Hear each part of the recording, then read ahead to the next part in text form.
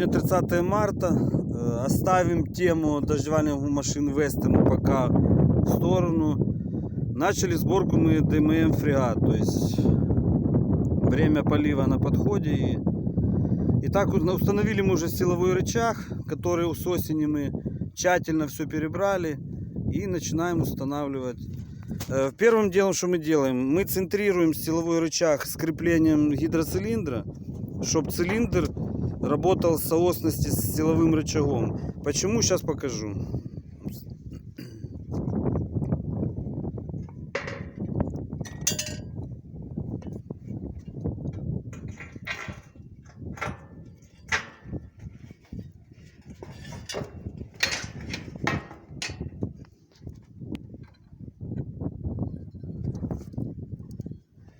То есть, когда у нас нету соосности с силовым рычагом и с креплением цилиндра, вот эту трубку у нас вытирает во многих случаях. Ну и, соответственно, соосность у нас очень влияет на выключение и включение клапана распределителя. То есть, как бы сложного ничего нету. Клапана, сами высоконапорные цилиндры, все перебралось с осени. Каждый болтик, каждая гаечка, все смазано, все подобрано.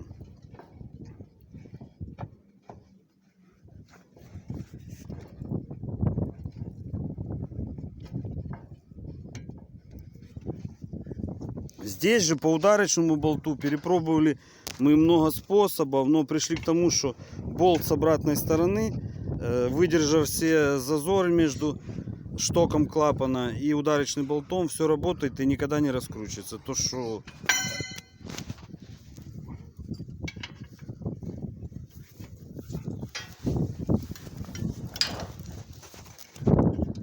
здесь на 110 тяге мы везде поставили по 3 гайки, то что, чтобы избежать, чтобы оно не раскручивалось. Здесь 2, и внизу у нас каждый шток, если видно, просверлен и зашплинтован. То, что ни 2 гайки, ничего оно не спасает. На ведущих тележках это все раскручивается и в самый неподходящий момент. То есть как бы по этому все. По шлангам. Шланги у нас устанавливаются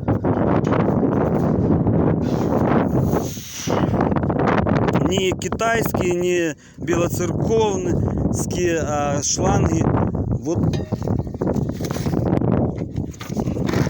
такого образца. И мы их обернули еще 4 сезона, или, наверное, скорее всего, уже 5 сезонов назад в пленку. И под этой пленкой, соответственно, они как новые. То есть со шлангами проблем нету, мы это все предусмотрели. И со шлангами мы забыли, что такое там срывают шланги, на хомуты ставим. Даже по 2 проволоки, и со шлангами у нас проблем нету. Соответственно, все цилиндры перебраны, все до единого, гаечки, болтика, все смазано. И я в 100% уверен, что оно будет работать, и нигде ничего не пропущено. Потому что сам все проверял и контролировал весь процесс сборки. Так что как бы так.